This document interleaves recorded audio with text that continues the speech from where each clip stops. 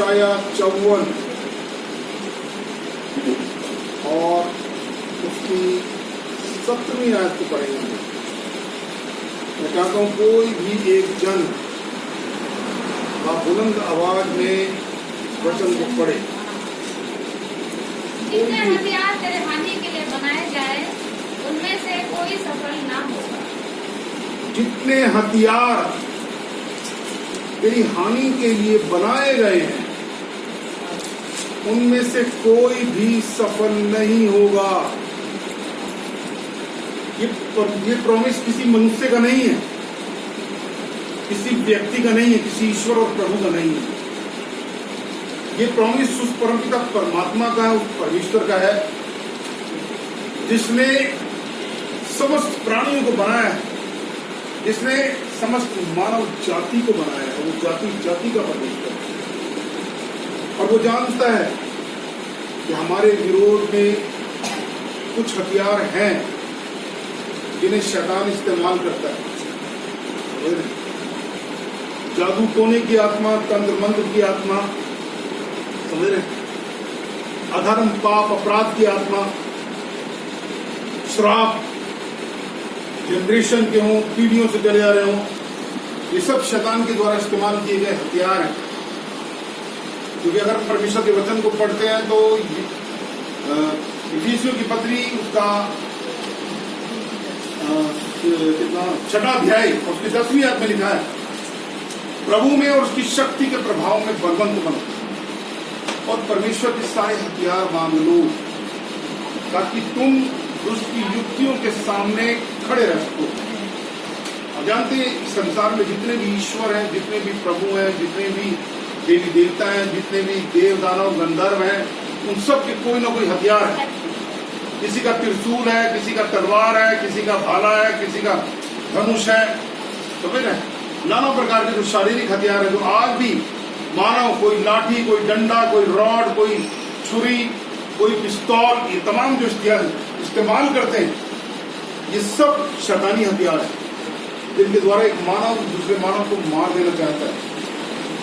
लेकिन परमेश्वर अपने बच्चों से प्रॉमिस करता है, उसे वायदा करता है और कहता है जितने भी हथियार तेरी हानि के लिए इस्तेमाल किए जाएंगे, तुझे नुकसान पहुंचाने के लिए इस्तेमाल किए जाएंगे, चाहे तेरे परिवार के लोगों के द्वारा हो, चाहे तेरे घराने के लोगों के द्वारा हो, चाहे तेरे पड़ोसियों के द्वारा हो, चाहे किसी भी दुष्ट और विधर्मी के, स्त्री के, बच्चे के, जानवर, जिसके द्वारा भी कोई भी हथियार अगर शैतान इस्तेमाल करेगा वो उस पर असर नहीं करेगा। ये प्रॉमिस करता है वो परमेश्वर जिसने हमें बनाया है, जिसने सब में हमारे गुनाह पाप अपराध की कीमत को कलवरी के क्रूस पर अदा किया है। इसीलिए वो कहता है जितने हथियार तेरी हानि के लिए बनाए गए उनमें से कोई भी सफल नहीं होगा, कोई हथियार। और यही कारण है कि जो लोग परमेश्वर के बेटे और बेटियां बन जाते हैं, जो कलीसिया बन जाते हैं, जो मसीह की देह बन जाते हैं, जो यीशु को अपना सर बना लेते हैं, उन पर कोई जादू टोना तंत्र मंत्र असर नहीं करता। कोई ओझा, कोई सियाना, कोई तांत्रिक, कोई भी शैतानी शक्ति उन्हें छू भी नहीं सकती, क्योंकि उन लोगों में वो परमपिता परमात्मा रहता है जिसने ईश्वरों को, प्रभुओं को, देव दानव गंधर्वों को, ग्रह और नक्षत्रों को बनाया है। और वो सब के सब उस परमपिता परमात्मा को जानते हैं। जब उस व्यक्ति के अंदर उस परमात्मा को वो देखते हैं, वो जानते हैं ये मेरा सर्जनहार है, अगर मैं इस व्यक्ति के विरोध में कुछ करूंगा तो ये मुझे नस्तनाबूद कर देगा, मुझे ये समाप्त कर देगा। समझ रहे, वो हथियार हमारे खिलाफ इस्तेमाल नहीं हो पाते। यही कारण है कि परमेश्वर, अगर हम उत्पत्ति की किताब से प्रकाशित वाक्य अगर हम पढ़ते हैं तो परमेश्वर की तरफ एक ही योजना है। परमेश्वर चाहता कुल मानव जाति का उद्धार हो, वो सत्य को जाने और सत्य उन्हें आजाद कर दें। और वो सत्य है वो परमपिता परमात्मा, वो परमेश्वर, वो प्रभु, वो मसीहा। जो लोग उस सत्य को जान लेते हैं वो उन्हें उनके अधर्मों से, पापों से, श्रापों से, अंधकार की शक्तियों से और उनके प्रभाव से आजाद करा देता है। वो उन्हें अपनी निज संतान बना लेता है, अपने बेटों और बेटियां बना लेता है और उन लोगों की प्रार्थनाएं परमेश्वर तक पहुंच नहीं पाती। समझ रहे, क्योंकि उनके अधर्म पाप अपराध की कीमत को उनके प्रभु ने अदा कर दिया होता है। इसलिए कोई भी ताकत उनकी प्रार्थनाओं को रोक नहीं, प्रार्थना दुनिया करती है और सबकी प्रार्थनाएं जो है ना परमेश्वर के कटोरे में इकट्ठी होती है। लेकिन परमेश्वर चाहता है कि जो परमेश्वर की इच्छा के अनुसार प्रार्थना करते हैं, परमेश्वर उनके मनों को देखता है, उसकी दृष्टि पृथ्वी तक फिरती रहती है, वो देखता रहता है और जिनके मन शुद्ध होते हैं उनमें होकर वो अपने आप को प्रकट करता है।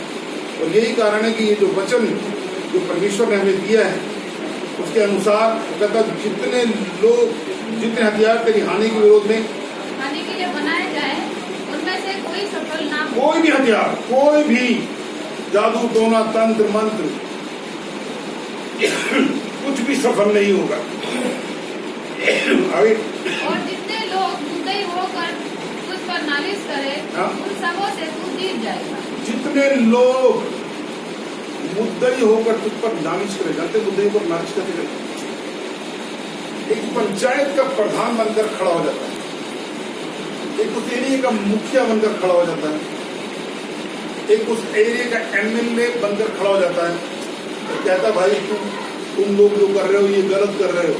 समझ रहे, वो लोग उस परमेश्वर के नजदीक कई बार उन्हें नहीं पहुंचे, कई बार उनके जब एक व्यक्ति चर्च में आना शुरू करता है, कई बार उनके परिवार के लोग ही, उनके घराने के लोग, उनके पड़ोसी उनके विरोध में खड़े होते हैं और कहते हैं भाई क्या तूने अपना धर्म बदल दिया है, क्या तूने अपना मजहब बदल दिया है, तू जो पहले गुरुद्वारे जाता था, मंदिर जाता था, तो चर्च जाने लगा, क्या क्रिश्चियन बन गया। उन्हें रोकने की, उन पर वो नालिश करते हैं, उन्हें वो तरह तरह की उनको कहते हैं हम तुम्हें अपनी बिरादरी से निकाल देंगे, अपनी जमात से निकाल देंगे, अपने इस एरिया में नहीं। बहुत तरह की नाना प्रकार की परीक्षाएं उनके जीवन में आती हैं।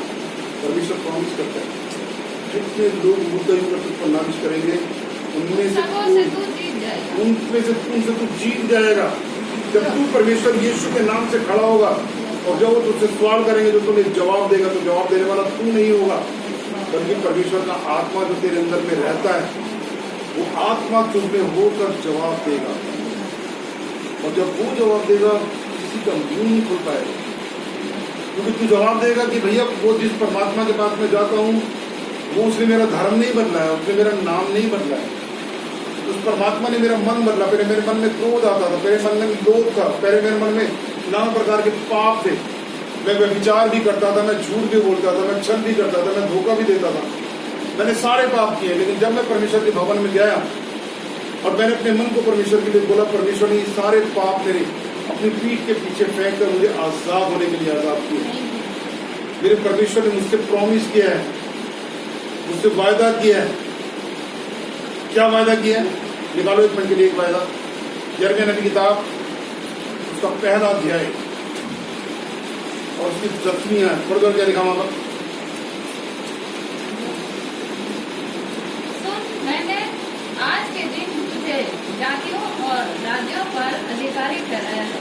वो कहता है सुन, मेरे परमेश्वर ने मुझे अधिकार दिया है, मुझे वो अधिकार दिया किसी ईश्वर के पास नहीं है, किसी प्रभु के पास नहीं है। कोई भी सृष्टि, कोई ग्रह, कोई नक्षत्र, कोई भी ताकत मेरा कुछ भी नहीं बिगाड़ सकती, क्योंकि मेरे से प्रॉमिस करने वाला मेरा परमेश्वर है।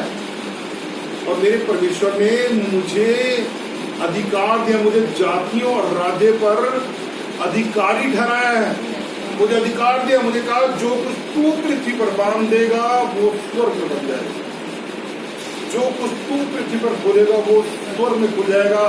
जिनके पापों को तू क्षमा कर देगा उनके पाप क्षमा हो जाएंगे, और जिनके पापों को तू क्षमा नहीं करेगा उनके पाप क्षमा नहीं होंगे। वो अधर्म, पाप, अपराध उनकी मृत्यु का कारण बन जाएंगे, उनकी बर्बादी का कारण बन जाएंगे, उनकी नाना प्रकार की परीक्षाओं का कारण बन जाएंगे। इसलिए जिस परमेश्वर ने मुझसे प्रॉमिस किया, मुझे अपना बेटा और बेटी बनाया, उसने मुझे कुछ अधिकार दिया। उसने मुझे कहा है, क्या कहा है? पढ़ो एक बार फिर। सुन, मैंने आज के दिन तुझे जातियों और राज्यों पर अधिकारी ठहराया। राज्यों पर अधिकारी ठहराया। वो अधिकारी है, उस एरिया का प्रधान है, उस एरिया का मजिस्ट्रेट है, उस एरिया का एमएलए है। समझ रहे? बड़ी बड़ी ताकतों जो हमारे देश को संभाल रही, उन पर परमेश्वर ने अधिकार दिया। वो परमेश्वर अपने अधिकार को अपने बच्चों को दर्शाता है, हमें बताता है। और वो क्या पाता है कि मुझे अधिकार है, मेरे पास, मुझे परमेश्वर ने चुना है, किसी मनुष्य ने नहीं। मेरा परमेश्वर जो मेरे अंदर में रहता है उसने मुझे अधिकारी ठहराया है। राइट, आगे बढ़ो। उन्हें गिराने और ढा देने के लिए, नष्ट करने और काट डालने के लिए, या उन्हें बनाने और रोकने के लिए। किस चीज पर अधिकारी ठहराया? जातियों, जाति जाति के लोगों पर, जाति जाति के, राज्य राज्य के जो अधिकारी हैं, जो बड़ी बड़ी ताकत रखने वाले जो लोग हैं, उन पर मुझे अधिकार मेरे परमेश्वर ने रख दिया है। मुझे जातियों और राज्यों पर अधिकारी ठहराया है, उन्हें गिराने और ढा देने के लिए, उन्हें नाश करने और काट डालने के लिए, उन्हें बनाने और रोकने के लिए। जानते हैं, जब एक व्यक्ति अपने मन को परमेश्वर के लिए खोलता है, बाइबल कहती है वो परमेश्वर का याजक बन जाता है, वो एक पृष्ठ बन जाता है, एक पास्टर बन जाता है, एक बड़ा अधिकारी, परमेश्वर का राजदूत बन जाता है, अगर वो परमेश्वर की आज्ञा को मानता है, अगर वो अपना जीवन परमेश्वर के लिए समर्पित करता है। बाइबल के अंदर मैंने एक आयत पढ़ी थी जिसमें लिखा था, कुछ नपुंसक ऐसे होते हैं जिन्हें परमेश्वर नपुंसक बनाता है। कुछ नपुंसक ऐसे होते हैं जो परमेश्वर के राज्य के लिए अपने आप को नपुंसक बना देते हैं। वो अपने शरीर को मारते कूटते और बस में लाते हैं। वो अपनी आंखों के द्वारा कोई पाप नहीं करते, किसी को गलत निगाह से नहीं देखते, अपने कानों के द्वारा वो पाप नहीं करते, वो किसी की गलत बात को नहीं सुनते। वो अगर कोई उनसे अगर कोई चुगली करता है, कोई उनसे गलत बात बोलता है, वो कहता है चुप हो जा, मेरे से बात मत कर, मैं तेरी बात नहीं सुनूंगा। समझ रहे? वो उसको रोक देता है, उसको डांट देता है। वो पाप पे नहीं बढ़ता क्योंकि वो अपने शरीर को मारता कूटता और बस में लाता है। वो अपने आप को नपुंसक बना लेता है। उसका भी दिल करता है कि वो भी व्यभिचार करे, उसका दिल करता है वो भी चुगली करे, उसका दिल करता है कि वो भी गलत लोगों की सोसाइटी में जाए, उसका भी दिल करता है वो रात को गंदी गंदी मूवियां देखे, गंदी गंदी तमाम चीजें देखे। लेकिन जब परमेश्वर के लिए जब अपने मन को देता और अपने आप को कहता नहीं परमेश्वर नहीं, अब मैं तेरे विरोध में, तेरे स्वर के विरोध में, तेरे पास्टर के विरोध में, तेरे चर्च के विरोध में मैं कभी कोई पाप नहीं करूंगा, कभी कोई गलती नहीं करूंगा। अब परमेश्वर मैं चाहता हूं कि तू मुझ में रहे, मुझ में बसे, तू मुझे मुझे मुझे मेरे शरीर को अपना मंदिर, मेरे मंदिर बना ले, तू मुझ में मेरे शरीर में आ जा, मेरी आत्मा में आ जा, तू मेरा सर बन जा, मेरा शरीर तेरा मंदिर बन जाए। जब मैं कहीं पर जाऊं, किसी से मैं बात करूं, तू मुझ में होकर बातचीत करे, उसमें एक डर पैदा हो जाए, तू ना डरे, सामने वाला व्यक्ति तुझसे डरे। जब एक व्यक्ति अपने आप को परमेश्वर के हाथों में सौंपता और उसको अपने अपने मन को उसके हाथों में सौंपता और वो पाप से इनकार करता है, समझ रहे? जब तक कोई व्यक्ति चर्च में नहीं आता उसको अपनी गलतियों का एहसास नहीं होता। सबसे पहले वो सारी गलतियां करता रहता है जो बाइबल के अनुसार पाप नहीं जाता, समझ रहे? किसी को धोखा देना, किसी का कुछ लूट लेना, किसी को छल और कपट करके फंसा लेना, ये तमाम तरह के जितने तरह के भी पाप होते हैं सब तब तक इंसान कर पाता है जब तक कि सच्चा वचन उसके कानों में नहीं जाता है, जब तक कि परमेश्वर का आत्मा उसकी आत्मा को छेदता नहीं है, उससे उसके पापों का इकरार नहीं वो कर पाता, तब तक वो पाप उसके जीवन में बने रहते हैं और वो कभी भी परमेश्वर का बेटा और बेटी नहीं कर पाता, कभी वो कलीसिया नहीं कर पाता, वरन उसके मन में वास करने वाला पाप उसे नहीं छोड़ता है। और यही कारण है कि बाइबल का परमेश्वर जैसा पौलुस अपने बारे में कहता है, समझ रहे हैं, मैं अपने आप को मारता कूटता और बस में लाता हूं ताकि तेरे विरोध में कोई पाप ना कर सके। जब भी कोई पाप उसके मन में आता वो डांटता उसको, कदम निकल जाए मेरे मन में, मैं गलत संगति नहीं करूंगा, मैं गलत जगह पे नहीं जाऊंगा, मैं गलत काम नहीं करूंगा।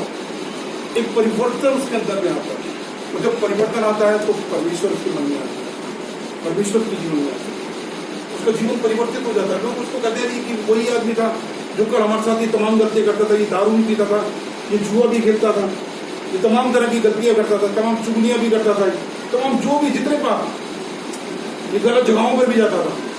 समझ रहे? आज क्या हो गया? आज तो ये बदल गया, आज हमारे जैसा नहीं है, हमारी नहीं सुनता है। आप मेरी बात समझ रहे? ये परिवर्तन परमेश्वर जब अपने बच्चों के जीवन में लाता है तो उसके वो जो हथियार है वो कहता है जितने हथियार तेरी हानि के विरुद्ध में कोई सफल नहीं होता, तब शैतान जो है ना, शैतान घुटने टेक देता है उसके आगे, क्योंकि वो शैतान का सामना करता है। शैतान उसके मन में घुसकर उसकी आंखों की अभिलाषा को जगाता है, उसके दिल की अभिलाषा को जगाता है। उसका मन करता है मैं अपने प्रेमी से जाकर मिलूंगा, मैं अपनी प्रेमी से जाकर मिलूंगा, मैं जाऊंगा, मैं ये पाप करूंगा, मैं ये करूंगा, मैं वो करूंगा। मैं अपने बच्चों के लिए नाम लगाता है, अपने बच्चों के लिए कर रहा हूं, मैं अपने परिवार के लिए कर रहा हूं, लेकिन जबकि उसका शरीर उससे गलतियां कराता है, उसका मन से गलती कराता है। और यही कारण है कि परमेश्वर उसकी इच्छा को पूरा नहीं। बाइबल में लिखा है तुम मांगते हो तो तुम्हें नहीं मिलता, क्योंकि तुम बुरी नीयत से मांगते हो, तुम्हारी नीयत खराब है, तुम्हारा तुम गलत चीजों के लिए पैसा मांग रहे हो, तुम गलत चीजों के लिए धन और दौलत मांग। तुम चाहे तो गाड़ी मिल जाए, मोटर मिल जाए, बंगला मिल जाए, एसी मिल जाए, सारा कुछ, सारी फैसिलिटी मेरे पास में हो, तो मेरे चाहे इसके लिए मुझे अपनी माँ का मर्डर करना पड़ जाए, अपने बाप का मर्डर करना पड़ जाए, अपने पति को धोखा देना पड़ जाए, अपनी पत्नी को धोखा देना पड़ जाए, कुछ भी करे, लालच की आत्मा, एक ईर्ष्या की आत्मा, एक क्रोध की आत्मा, एक लोभ की आत्मा, तमाम नाना प्रकार के जितने पाप करता है इंसान, उनके पीछे अगर कोई कारण होता है तो वो यही होता है। इसीलिए परमेश्वर यहाँ पर प्रॉमिस करता कहता, सुन, आज जब तूने अपने मन को मेरे लिए खोला, तो मेरे भवन में आया है और तू चाहता है कि मैं कलीसिया बन जाऊं। धर्म नहीं बदलूंगा मैं, तो मेरा धर्म वही रहेगा, मैं आपका नाम को भी नहीं बदलूंगा। मेरे परमेश्वर ने मेरे मन को बताया, क्रोध, लोभ, मोह, अहंकार, ईर्ष्या, द्वेष, छल, कपट, धोखाधड़ी, ये मेरे अंदर से मेरे परमेश्वर ने निकाला, मैंने नहीं। मैंने सिर्फ इतना कहा था कि परमेश्वर मेरे मन में जो बुरी चीजें वो तू निकाल दो, तू आ जा उसकी जगह। और अब मेरा परमेश्वर मेरे मन में आ चुका है, अब उसने मुझे अपना लिया है, अब मैं उसका बेटा बन गया हूँ, उसकी बेटी बन गया हूँ। और मेरा जो बाप है वो राजाओं का राजा है, वो प्रभु का प्रभु है। आकाश और पृथ्वी का सारा अधिकार उसने मुझे दे दिया है, अब अधिकार मेरे पास में है, मैं अपने अधिकार का इस्तेमाल करता हूँ, क्योंकि मेरे खुदा ने कहा, सुन, मैंने तुझे जातियों और राज्यों पर अधिकार, मैंने तुझे अधिकार दिया है कि जो लोग मैं तुझे दूंगा वो तेरी बात को सुने और अपने मन को मेरे लिए खोले। किसके लिए खोले? पादरी के लिए नहीं, खुदा के लिए। वो मेरे बेटे और बेटियां बन जाए, वो मेरे चेले बन जाए, वो मेरी देह बन जाए, मैं उनका सर बन जाऊं, समझ रहे? मैं उसमें रहूं, मैं उनमें बसूं, ये अधिकार। अगर मैं उसकी आज्ञा को मानूंगा तो परमेश्वर ने ये अधिकार मुझे दिया है, समझ रहे? क्योंकि उसने कहा, सुन, मैंने तुझे जातियों और राज्यों पर अधिकारी ठहराया है, उन्हें गिराने और ढा देने के लिए, नाश करके और काट डालने के लिए, बनाने और रोकने के लिए। या तो उनके जीवन में बदल जाएंगे, वो सुधर जाएंगे, वरना उनके पास कोई दूसरा रास्ता नहीं होगा, उसके पास में कोई जगह नहीं है जहां पर जाकर वो अपने पापों की क्षमा मांग सकते हैं, अपने गुनाहों का इकरार कर सकते हैं। बल्कि उसका नतीजा ये होगा कि उनकी जो बदकारी, गुनाह, पाप, उनके बेटे पोते पर पता नहीं कितनी पीढ़ियों तक को भुगतना पड़ेगा। इसीलिए परमेश्वर उनके पापों को, उन पर पड़े हुए अपराधों को, उन्होंने पैदा होने से लेकर जितनी उम्र उनकी हो चुकी है, उनके बुढ़ापे तक जितने भी पाप किए होते हैं, उन सबको लेकर अपनी पीठ के पीछे उन्हें आजाद होने दिया, उन्हें अधिकार देता। जानते हैं, अधिकार किसी के पास नहीं। मैंने आज तक किसी भगवान को नहीं देखा जो किसी के पापों को क्षमा कर सकता है, किसी के पास नहीं, लेकिन परमेश्वर के दास के पास नहीं होता। और ये देने वाला होता है उसका खुदा। उस खुदा, वो खुदा होता है जिसके लिए वो अपने आप को नपुंसक बना लेता है, अपनी इच्छाओं को उसकी वेदी पर चला देता है, अपने जीवन को उसको समर्पित कर देता है। उसके जीवन में उसके बच्चे अहमियत नहीं रखते, उसकी पत्नी अहमियत नहीं रखती। अगर कोई अहमियत रखता है तो वो है उसका खुदा। वो अपने सारे मन, सारी बुद्धि, सारी शक्ति सिर्फ और सिर्फ अपने परमेश्वर से देगी, जैसे इब्राहिम ने किया था। खुदा ने उसको किस उम्र में, बुढ़ापे में उसको एक औलाद दी और कहा जाकर उसकी भेंट चढ़ा दे। उसे कहा अपना घर, अपनी जन्मभूमि, अपनी धन दौलत, जबकि बहुत धनी व्यक्ति था, सब छोड़ दे, मेरे पीछे हो गए। और उसकी आज्ञा को माना, और जब माना तो उसने कहा उस समस्त जातियों का मूल पिता होगा। यीशु ने जो किया है उसकी आशीष ये तेरे नाम से, इब्राहिम के नाम से यीशु की जाते डायरेक्ट नहीं मिलती। यीशु की आशीष, इब्राहिम की आशीष मसीह यीशु में होकर पूरी होती है। आशीष किसके पास में? इब्राहिम के पास। क्योंकि आज्ञा किसने मानी थी? इब्राहिम। यीशु तो सब में परमेश्वर, उसने तो हमें आज्ञा मानने के लिए बुलाया है, हमें आज्ञा मानना तो सिखाया है। यही कारण है कि ये वचन जो मैं आपको दे रहा हूँ, इस वचन को समझो। ये वचन बहुत छोटा सा लगता है, दो अपने पता नहीं कितनी बार आप इसको क्लेम करते होंगे दिन और रात, लेकिन कब इसका मतलब समझिए। हर बार आत्मा एक अलग तरीके से उसका मतलब को बदलता है। पढ़ो मैं कभी करते रहो यही वाला। ये वचन तो पढ़ रहे हो।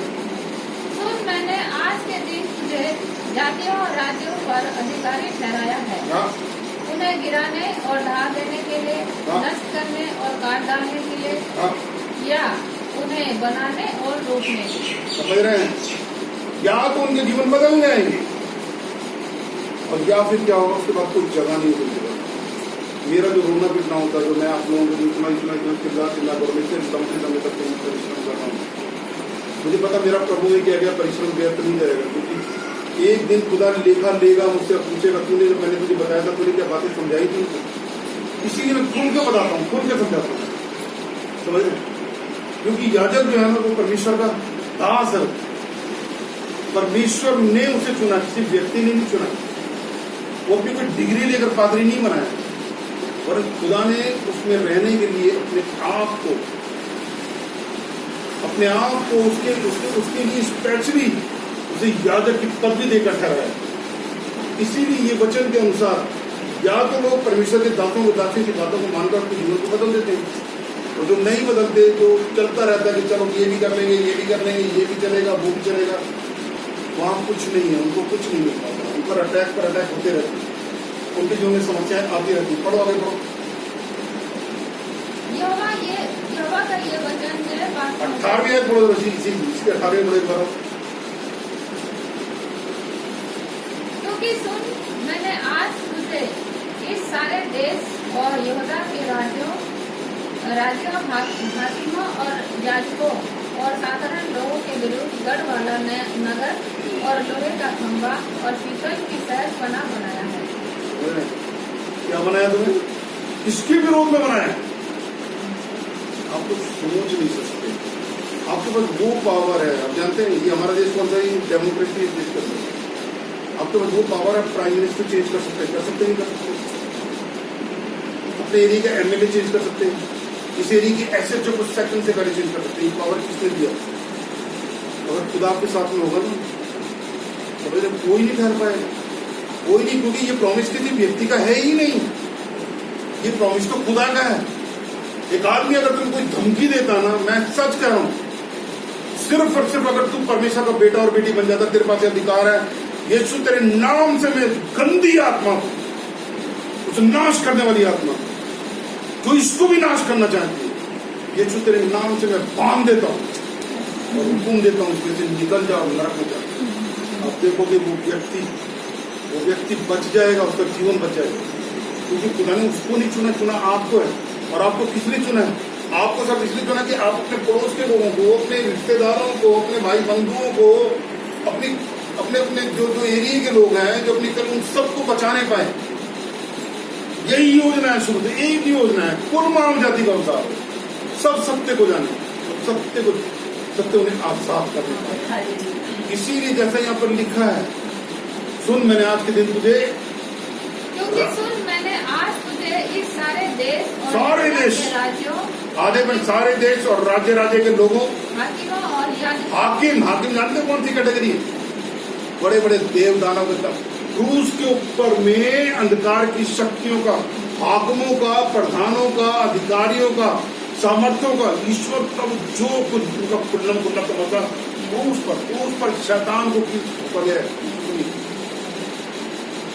इसमें ताकत है, उस परमात्मा को क्रूस पर मुझे मानव जाति पर पड़े हुए। यही कारण है कि जगत की उत्पत्ति से पहले ही जिन लोगों को अपनी कलीसिया बनाना चाहता है, जिनको अपने बेटे बेटी बनाना चाहता है, वो आज के लोग नहीं है। आपकी उम्र जो है ना वो 10 साल, 20 साल, 30 साल, 40 साल, 50 साल नहीं है, वरन 6000 हो गए इस संसार को, 6000 वर्ष।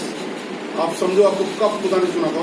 आज ये चीज खुदा आपसे चाहता है कि जब आप अपने मन को उसके लिए खोलें, अपने पापों का इकरार करें, पश्चाताप करें, खुदा के लिए अपने मन को खोलें, परमेश्वर आप में होकर और अपने लोगों को बचाने पाए, कुल मानव जाति बचे। वो नहीं देखता ये हिंदू है, मुस्लिम है, सिख है, यही कारण से सारे देश के राजाओं पर, हाकिमों पर, याजकों पर, साधारणों पर उसने अधिकारी ठहराया है, उसने अधिकार दिया है यहूदा के राजाओं पर। समझ रहे हैं आप इन चीजों को समझो, ये क्या क्या कह रहा है परमेश्वर। परमेश्वर का वचन क्या कह रहा है, परमेश्वर क्या कहना चाहता है, परमेश्वर की क्या इच्छा है। बढ़ो आगे बढ़ो। यहूदा के राजाओं, हाकिमों और याजकों और साधारण लोगों के विरुद्ध गढ़ वाला नगर और लोहे का खंभा और पीतल की शहरपनाह बनाया है। और पीतल की लोहे का खंभा, पीतल की शहरपनाह, जबरदस्त पावर दी है आपको पता है। यीशु ने जब अपने कार्य को पूरा कर लिया क्रूस पर, 40 दिनों के लोगों से मिला और 40वें दिन जब उसको स्वर्ग पर उठाया गया, उसने कहा आकाश और पृथ्वी का सारा अधिकार मेरे पास में, ये अधिकार दो उसने रखा नहीं अपने पास। कोई ईश्वर, कोई प्रभु, कोई भी सृष्टि अपना अधिकार नहीं देती, लेकिन उसने अपना अधिकार किसको दिया? जो लोग अपने मन को खोलेंगे, जो उसके देह बन जाएंगे, जिनका सर्व होगा, जो अपनी सबसे प्रिय चीज जिसके बगैर वो नहीं रह सकते, वो खुदा की बेटी पर चढ़ा देते। अपने आप को जीता और भागता हुआ करके परमेश्वर पर चढ़ा दो। एक और मैं आपको बता दूं, एक और प्रॉमिस निकालने, एक मिनट यशा निकालो, यशा 40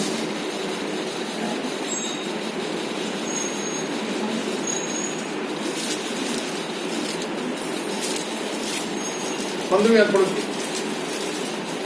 देख, मैंने तुझे स्त्री वाले दामने का एक नया और चौथा यंत्र ठहराया है। क्या ठहराया? एक ब्रह्मास्त्र जिसको बोलते हैं ईश्वरों के पास में, पाशुपरास्त्र बोल दो, रॉकेट लॉन्चर बोल दो, आप समझ रहे हो, परमाणु बम बोल दो, परमाणु बम में आप पूरे विश्व में आग लगा सकते हैं। कोरोना नाम की बीमारी है क्या? कोरोना नाम की बीमारी है क्या? समझ रहे हैं? ये शैतान की एक अधिकारी है, नहीं हाकिम है, नहीं जो दुनिया को नाश कर रहा है। समझ रहे?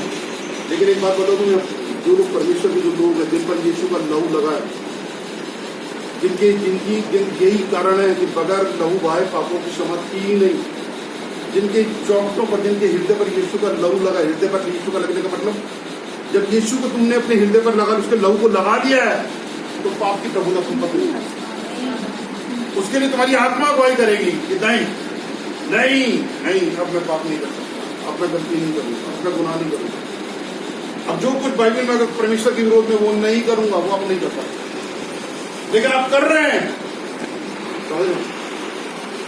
क्योंकि एक आयत चाहता हूं मैं, इसको यही बना रखना है, निकालने दूसरी निकालने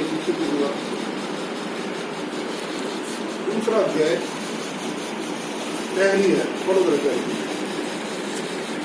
और इस आयत को समझो मेरे अजीजों में, समझूंगा आज मैं बहुत लंबे समय के बाद, और मेरे को आत्मा ने उठाकर खड़ा कर दिया, मैं सब करूँ बिल्कुल। आज भी मैडम को आना था, नहीं आया, मैंने कहा बोला नहीं, अब तो ऊर्जा पर बहुत हो गया, जाओ जो मैंने तुझे दे रखा वो दे दे उनको दे दे, जो बचने वाले होंगे बच जाएंगे। निकालो पहले पढ़ो, नीचे